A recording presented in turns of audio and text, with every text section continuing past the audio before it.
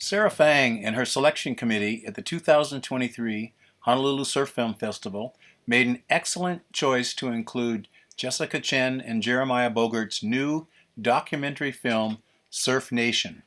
With surfing being introduced as an Olympic sport, China has entered the arena with their methodical, academic approach to creating and training a Chinese Olympic surf team, which rewards success and cuts failure. Without native surfing experts in China, the Chinese have chosen Australian surfing coaches to lead them in this inaugural endeavor. Chen and Bogert do an excellent job counterpointing the free surfing attitude of most novice and professional surfers against the regimented program the Chinese have chosen to employ. They use Chinese male surfer Wild Personality Alex and female surfer Lolo to amplify on this theme within the movie. The film does an excellent job telling its story against the typically small and inconsistent surf found most often at contest venues. I strongly recommend seeing the film. Give another round of applause for Surf Nation.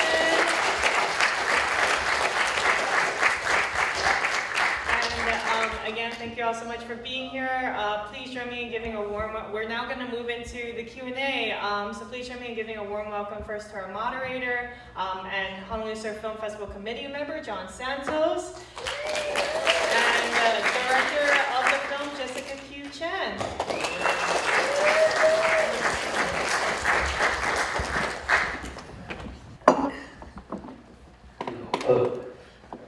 Hi, okay, I just want to just briefly thank Sarah and the museum for having us, and also to thank Jessica for coming to Hawaii to show her first feature-length film. Thank you so much to Honolulu Museum of Art. This has been amazing. Yeah. I just, want to start by saying there were a lot of, to me, in this film, there were a lot of, it forced me to ask questions that I never even knew to ask. And so, the first question I want to ask you is what was the inspiration or what was the motivation for you to first, think about making this film? Yeah, so I had already been interested in learning about surf culture in China. There's 9,000 miles of coastline, and prior to maybe 20 years ago, really very little surf culture. And so, but it wasn't until, so this was back in 2013, I'd already told my parents, like, yeah, I want to go to China. I want to see if there's any kind of surfing happening there. And they're like, what? And then it wasn't until the Olympics put surfing in as debuted surfing as an Olympic sport for 2020 that we read about the surf team forming in Surfer Magazine and decided it was something interesting. So we reached out to P.T. Townend, who lives in Huntington Beach, California, and we told him our interests, and then we reached out to Moyu. Moyu said, you guys can come here and be our guests and see what the program's like. So we went there the first trip for about 10 days. We just brought some cameras, didn't really know what to expect, and over the next couple of years, we would go back and build trust with the team, and eventually made a feature. Right. So, I think we have a very limited understanding of, what it is like to create any kind of cultural content that is describing or documenting life in China. Can you talk about what the process was like to go to China and to try to attempt to tell a story in a way that just shows, a story, what it is for what it is, right? Yeah, definitely. That's a great question. We went there as journalists. I work at the LA Times, and they knew that we were journalists, and so they were really open. They wanted their story to be told. So they never asked us not to film. They never told us what to make the story. We got the trust of Mr. Zhou, who's in Huntington Beach. So we wanted to show it for what it was and not commentate too much, to let people decide by watching and observing, like that first scene with the leader, Mr. Lee, showing up and saying, this is why you surf, you need to surf for your country. So we didn't want to edit that, but we also wanted to show the joy and the family because for a lot of them, this is a really, even though there's pressure, this is a great opportunity for them. So they, they get picked to be a part of this team. It's like an honor to be on the national surf team. And even if they're not going to the Olympics, which most of them aren't, this creates like a pathway for them. So they can go to college with an athletic scholarship. They become coaches later, so it creates careers. And yeah. So, speaking of, I think to me the most heartwarming part of this film was entering the stories of these children who are under an intense amount of pressure. And I think a lot of that came out in the film. But I'm curious for you as a filmmaker, what was it like to engage people like Alex and Lolo? Can you share a little bit about the challenges or, is there any surprises or anything interesting in that process? Yeah, so Alex is a challenging character for sure. You can tell like there were times where he doesn't want us to be there. He's very raw, and yet we knew he was the best surfer in China, and he had such a different background given that his dad told him you don't have to go to school if you just want to be a pro surfer. So Alex actually, he's done so much on his own. And so he really stuck out to us as a character. And then Lolo, she's like I feel like so connected to her, and she's so much of like the soul of the film for me. But, I think because she was going through such she couldn't figure out what she wanted with the boyfriend and getting married, and does she want to move home? Does she want to stick with the team? So I think we were in a way kind of like her therapist, so she could talk to us. And, but I really, really connected with her, and just like the pure love that she had for surfing and like what that meant to her. So I guess my next few questions, and then I want to open the field up for anyone else who wants to ask questions, but just in terms of accessibility, I'd like you to share with the audience, like, what did it take to make this film? Did you need money to do it? And how long was the production, and how was the story able to come together into a feature? So we filmed this over 2 years. It's all self-funded.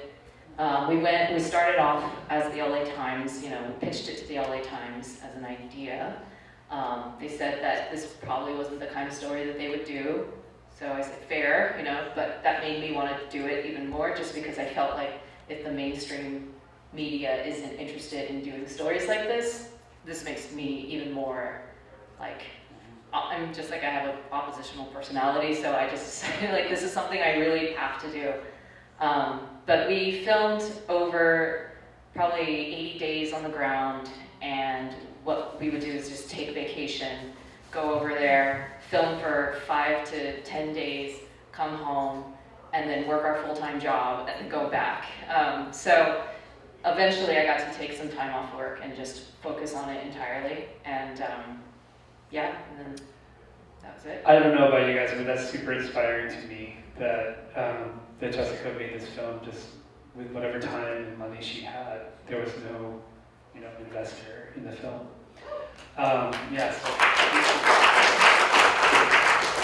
Were there, before my last question, are there any questions from the audience? Yeah? Is Lolo still with him? Yes, we're all I love this question. Yes. Yes, she's still with the boyfriend. I know, it's a huge disappointment for everybody. Is she happier now? She is. So she's in Bali. She's still in Bali, and she has a social media, she's like an influencer for Chinese people to live a surf life. So she's achieved her dream of doing that. I've talked to her. She's happier now. Yeah. I just thought this was the most brilliant film, and I just loved it. Their storytelling and everything about it. What do you have next? Yeah. So You stole my last question. Thank you. I really love stories about bringing diversity into sports, and I think that we have a conversation right now of diversity, which is, it's a lot more accepted now, but we still got a long way to go. So the next story that I've been working on at the Times is about rock climbing and a black rock climber whose goal isn't to do the first descents and thinking about his legacy in that way, but instead to open up doors for other people. And yeah, so stay tuned. Great. Oh, we have another question. Antoine. So you got to meet Kanoa Igarashi? Yeah. It's so sick. Yeah, so Kanoa actually knows these guys too. So he would go to China or vice versa. They went over, and so it's a small community. They all know each other. Yeah. Any other questions? Well, I just want to thank, Rainbow. So they were talking about how they don't have that much experience with the internationals and having someone like hassle you from behind. Like, did they do anything to try to address that? Like, have them actually like, talk smack to each other to see whether or not that would help in the future? Yeah, so this is a whole thing with PT, and PT is like Alex's mentor, and PT continues to tell Alex, you have to be competing constantly, you have to be, you can't just free surf to get good, you have to know what are the strategies and what to do. And so Alex is now in Bali, and he's still training, and PT keeps pushing him to keep, to train. Sounds like you need to make a sequel, Jessica. Yeah. We have another question? Yeah. Was Alex's father's attitude different? Because it sounds like they were actually sort of well-to-do, having a hotel in Bali. Yeah, great question. So, people ask about what is Alex's background. So his dad was a nightclub owner. He comes from, like his dad had some money and resources, and so very unconventional way of raising a child, to give them the choice. If you don't want to go to school, you can just surf all day long if that's what you want to do. But also that gives Alex this competitive edge, like he has something to prove. But I guess, I'm not sure if I answered your question, but yeah, his dad is somebody who's quite elusive, and I think Alex has an interesting relationship with his dad. I think he still desires his dad's approval, and throughout the course of filming, we went from he doesn't talk to his dad to he really thinks his dad is the best coach, and it was really tough to get that interview with his dad. He was like a dark horse we couldn't get to him, but eventually, yeah. I'm wondering if the main overriding storyline, the individualism versus collectivism, did you almost predict that would be an overriding theme for the film, or is it just something that came out of the edit? Yeah, I think we definitely went in with an idea of like what would it look like in this sport to have like this Chinese way of like regimented training and thinking of surfing in this like technical way, and how would that clash with this sport that's very rebellious and anti-authority just in its pursuit. And we wanted to show that, but we didn't nearly know what the story was when we were following Alex and when we found Lolo. So it's funny because I was telling you earlier that in Hainan, in Ryu Bay, where this takes place, there are a lot of young people in their 20s, and it's like they flock to this island. It's far from Beijing, it's far from the mainland, and it's almost like this place where they're like misfits, they're trying to figure out their lives, they're doing a gap year, and I think we really connected to that. Like they felt like foreigners in their own culture in some ways, and something about the sport of surfing gives them that motivation or inspiration to be themselves, and they find each other there. And I mean, that's the other story behind this story that I think is really interesting. It's almost like surf culture, how it started, the way that people felt when they first started surfing. And Yeah, I think the interesting thing to me about this film is I walk away with more questions about the culture and China and the sport. So thank you, Jessica. Thank you so much. Thank you so much.